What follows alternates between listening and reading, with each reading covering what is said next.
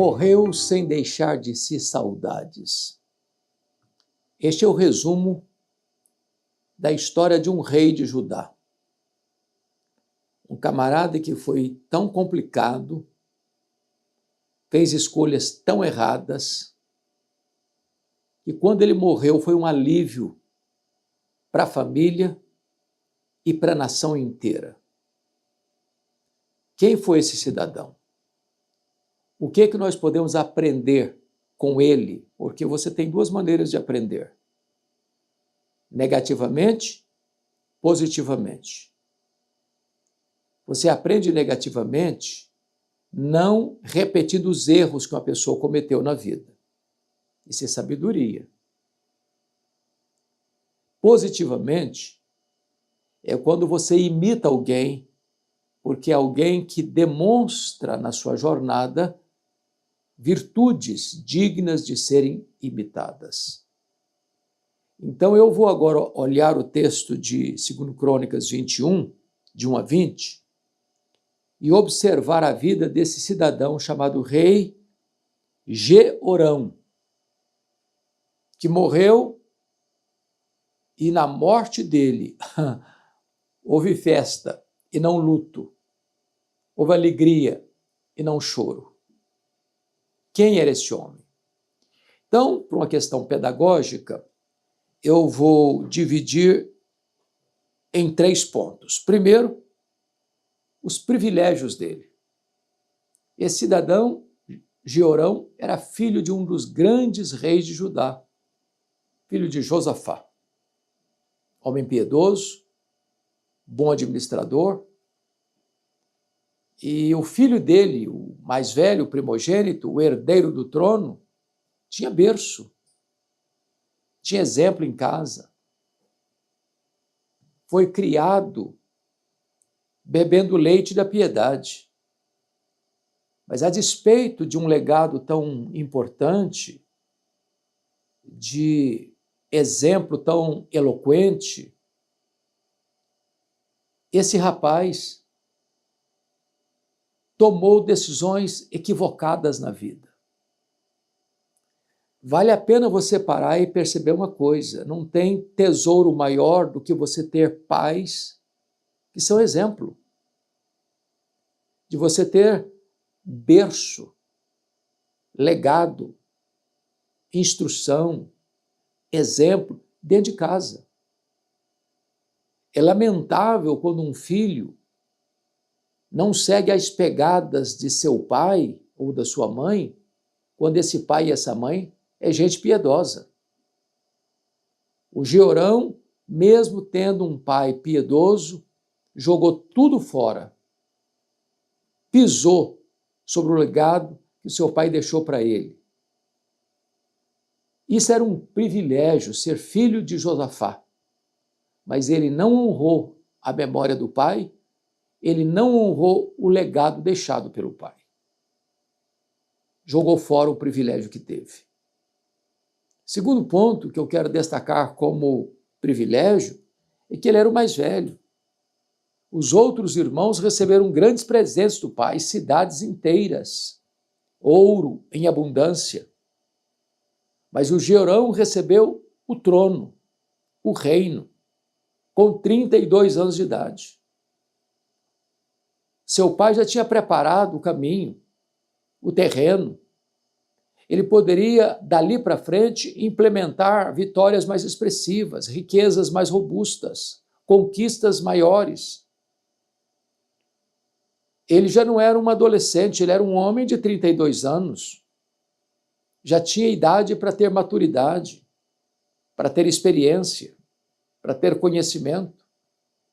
Mas apesar de todos esses privilégios, ele fez escolhas erradas. Ele entrou em rota de colisão. Ele jogou fora os grandes benefícios que recebeu de ser o mais velho, de ser o herdeiro do trono, de ocupar a cadeira que um dia Davi se assentou, que Salomão um dia se assentou. Então há muita gente que erra na vida não porque não teve oportunidade, não porque não teve berço, não porque não teve exemplo, não porque não teve privilégios extraordinários na vida. Apesar de tudo isso, joga tudo isso fora. Agora nós vamos ver um segundo ponto na vida de Jeorão.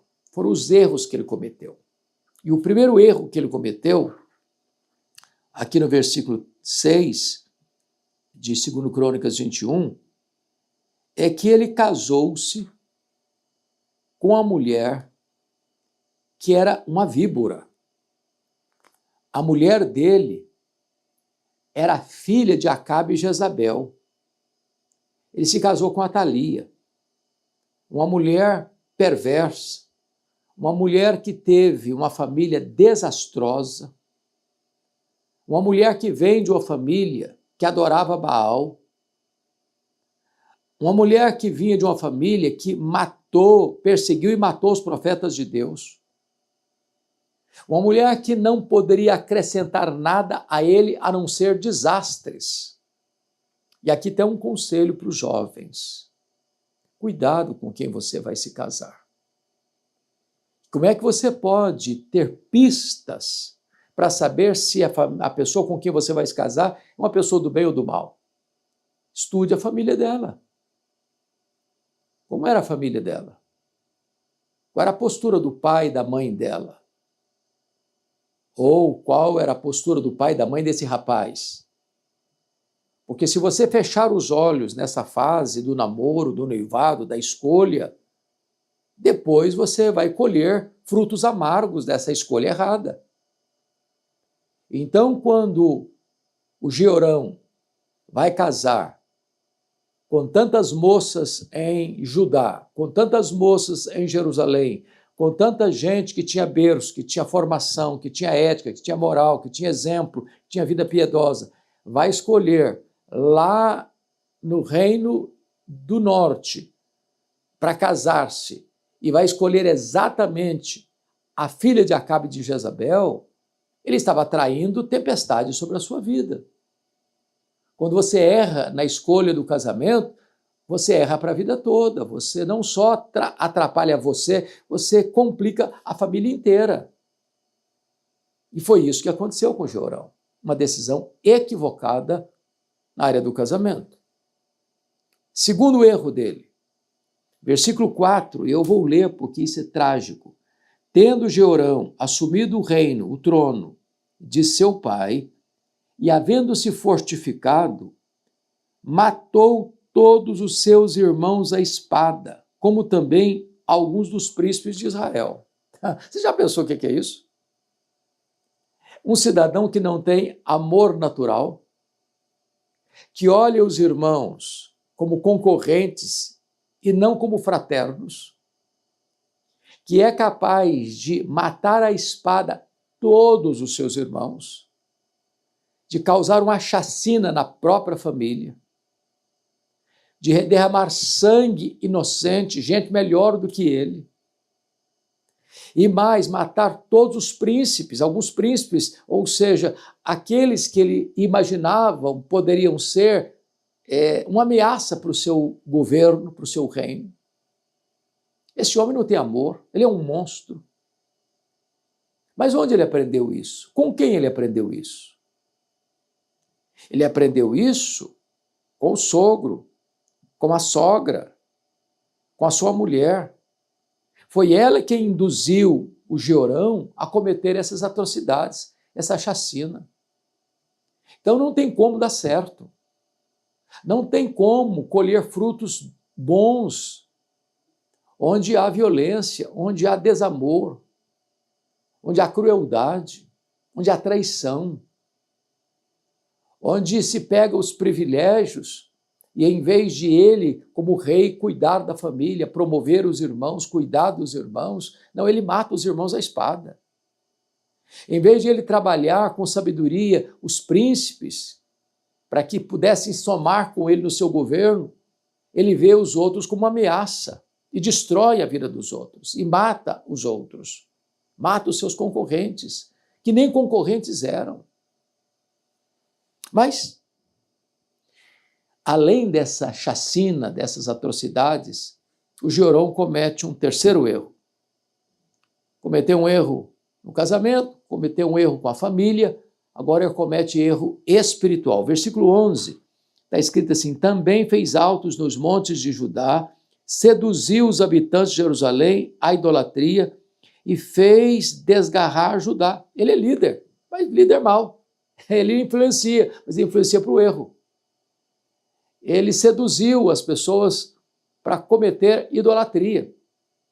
Ele implanta também em Judá o culto a Baal, pela influência da sua mulher, Atalia.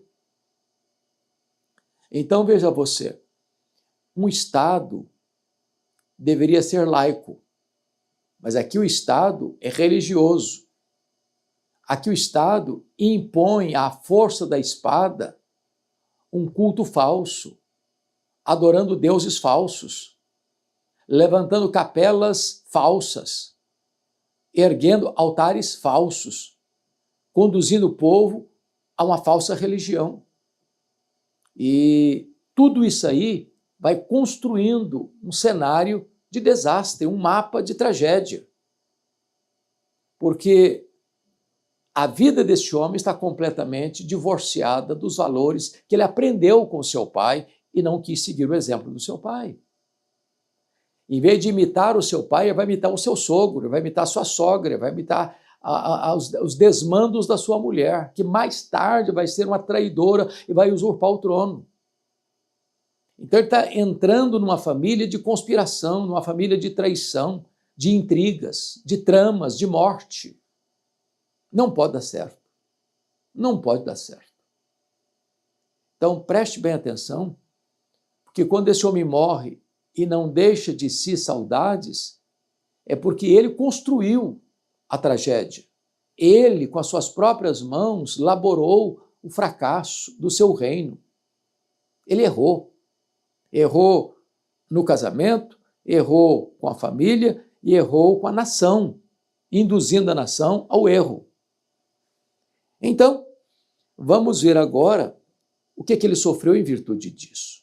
Qual foi o castigo que ele recebeu em virtude disso? E a primeira coisa que ele vai enfrentar, como consequência dos seus erros, dos seus desmandos, das suas loucuras, é que Deus colocou nele uma enfermidade. Olha o versículo 14 e 15, eu vou ler. Eis que o Senhor castigará com grande flagelo ao teu povo, aos teus filhos, às tuas mulheres e a todas as tuas possessões.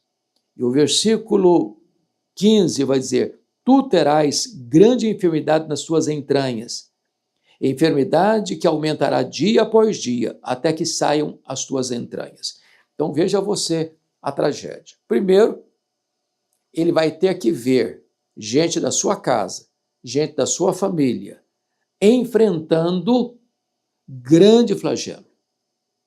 Ele vai ver a nação sobre a qual ele é rei, enfrentando grande flagelo.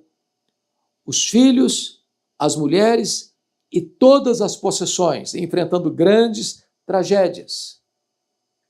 Deus vai trazer as tragédias. Deus vai ser o protagonista das tragédias, porque Deus é o vingador.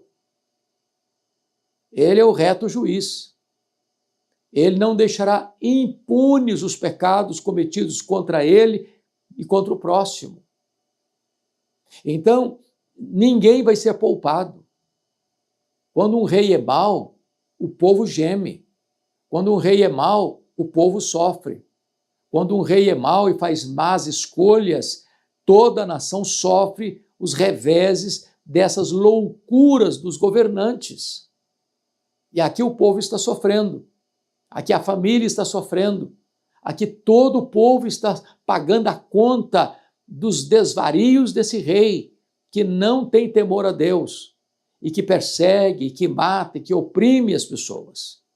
Mas ele particularmente, diz o versículo 15, terá uma grande enfermidade. Enfermidade é uma coisa terrível, mas aqui a enfermidade dele é adjetivada, é uma grande enfermidade. E é mencionado onde a enfermidade ocorre, nas tuas entranhas. os teus intestinos. Mas essa enfermidade, diz o texto, vai aumentar dia após dia, sem alívio, sem cura, sem perspectiva. E esta enfermidade vai culminar, diz o texto, até o ponto das entranhas saírem do seu corpo. Ou seja, uma enfermidade dolorosa, progressiva, que vai trazer dor atroz, sofrimento indescritível, e esse rei vai ter suas entranhas saindo do seu interior, num sofrimento quase que indescritível. Isso é julgamento de Deus, é a mão pesada de Deus sobre um homem, sobre um rei, que mata os irmãos, mata os príncipes, oprime o povo, induzindo o povo ao erro religioso. Essa é a consequência que ele está sofrendo. Mas tem mais, tem mais. O castigo de Deus, no versículo de número 16 e 17, prossegue. Despertou, pois, o Senhor contra Jeorão o ânimo dos filisteus e dos arábios, que estão da banda dos etíopes. Estes subiram a Judá, deram contra ele e levaram todos os bens que se acharam na casa real, como também a seus filhos, a suas mulheres, de modo que não lhe deixaram filho algum, senão Jeoacás, o mais moço deles. Então preste atenção. Quem traz o sofrimento ao povo é Deus, quem traz a doença para o rei é Deus, quem traz os inimigos contra Judá é Deus, que saqueiam tudo, que levam embora os tesouros, que levam embora as riquezas, que levam embora os filhos, que levam embora o seu harém, as suas mulheres.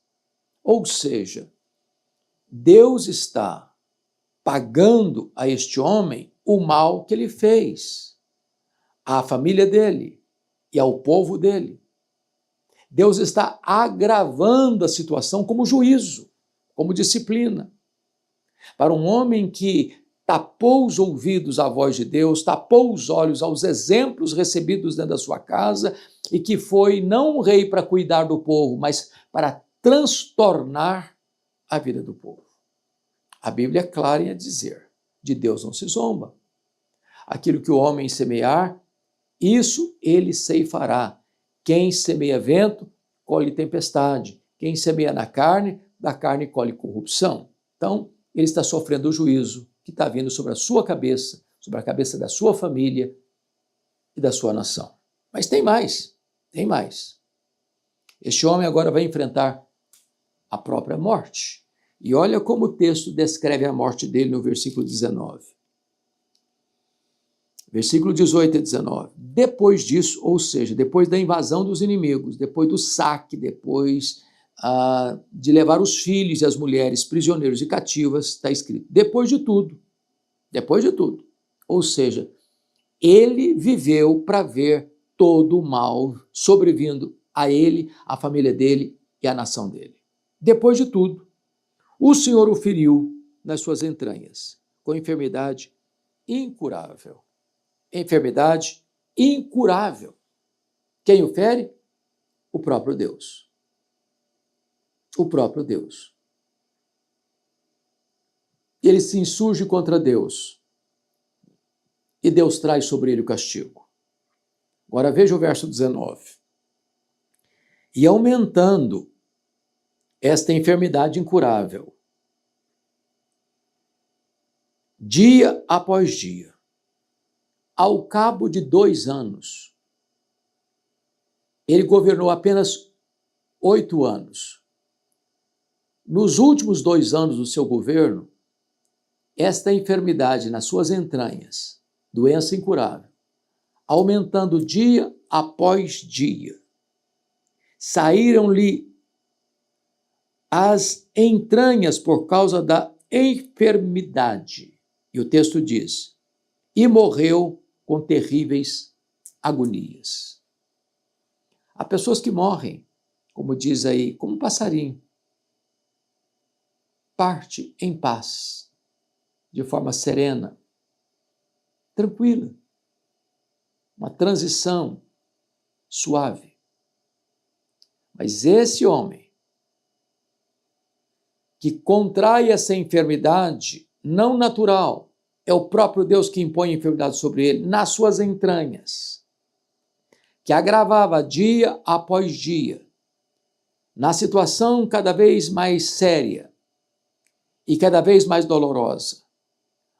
Ao cabo de 2 anos, dia após dia sofrendo mais, sem alívio, sem cura, sem esperança, sem perspectiva, chegou uma hora em que as entranhas dele vazaram e ele morre em grande agonia. Em grande agonia.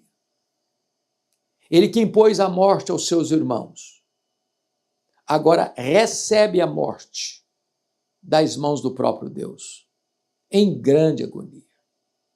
Mas, se não bastasse isso, esse homem vai ter que lidar com outro problema. É o pós-morte. Não ele lidar, a memória dele vai ter que lidar. E qual é o legado dele? O verso 20 responde assim: era ele da idade de 32 anos, quando começou a reinar, reinou 8 anos em Jerusalém. E se foi sem deixar de si saudades. Ou seja, quando ele morreu, foi um alívio para a nação.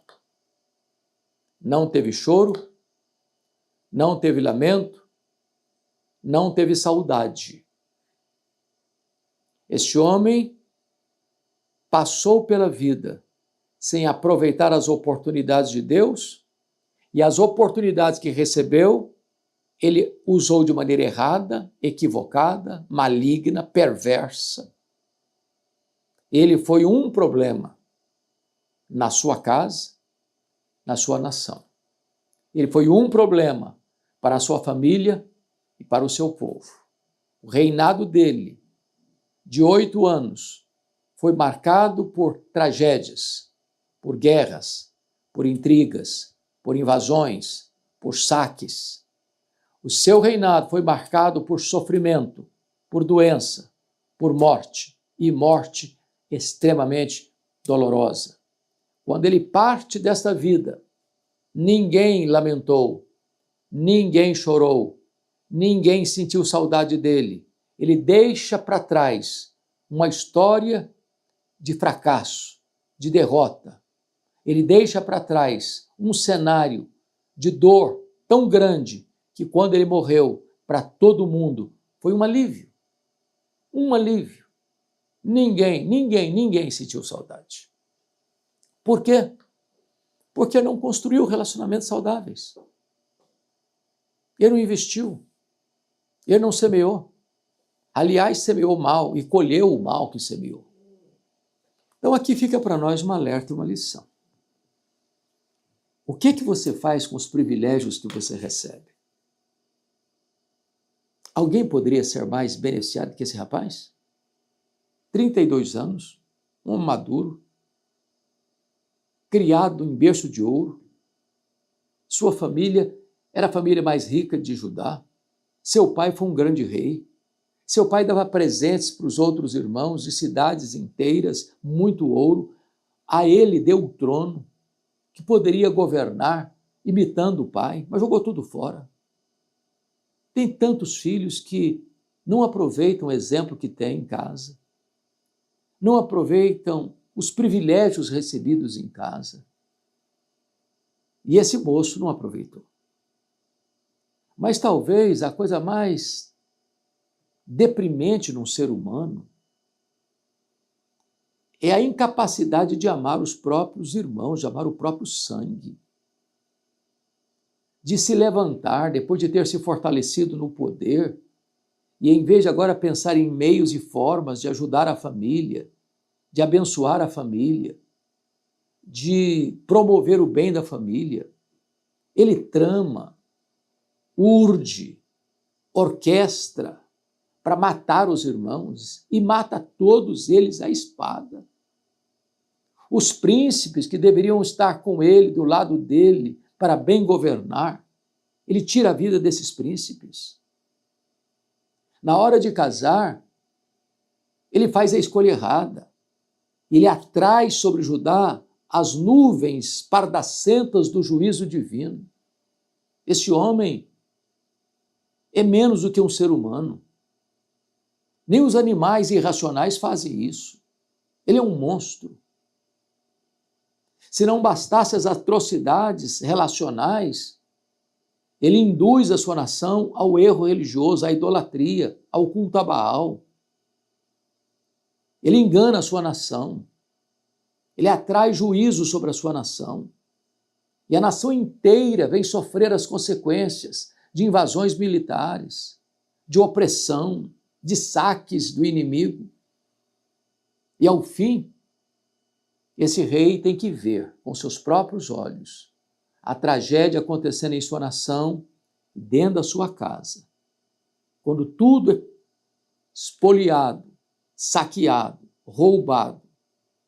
Suas mulheres do harém são levadas prisioneiras, os filhos levados prisioneiros. E este homem começa a sofrer. E durante 2 anos, sem pausa, sem trégua, intermitentemente, ele sofre uma doença devastadora, com dores atrozes, a ponto de, ao fim de 2 anos, as entranhas se esparramarem. E ele sofrer uma morte muito, muito, muito, muito dolorida. Ao morrer, a história não apaga, a história não termina. O que fica é um legado de cinzas. O que fica é a memória do mal. O que fica é a felicidade de ver esse homem num caixão. O que fica é um povo que se sente aliviado por não ter mais um rei tão mau na sua liderança. E Jeorão foi sem deixar de si saudades. É muito triste não ser amado. É muito triste não ser prezado. É muito triste quando alguém torce para que a gente morra, porque não tem nada de bom para ser lembrado, para ser celebrado.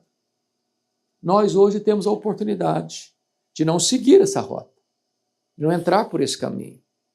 Hoje nós temos a possibilidade de fazer as escolhas certas, de andar de maneira certa, de ser uma bênção para a nossa família, de sermos cuidadosos na escolha de com quem vamos nos casar, de deixarmos para os nossos filhos um legado, um exemplo digno de ser imitado, de construirmos uma memória e uma história de tal forma que quando nós partirmos desta vida, as pessoas olharão, sentirão saudades da nossa vida, das nossas palavras, das nossas atitudes, do nosso exemplo.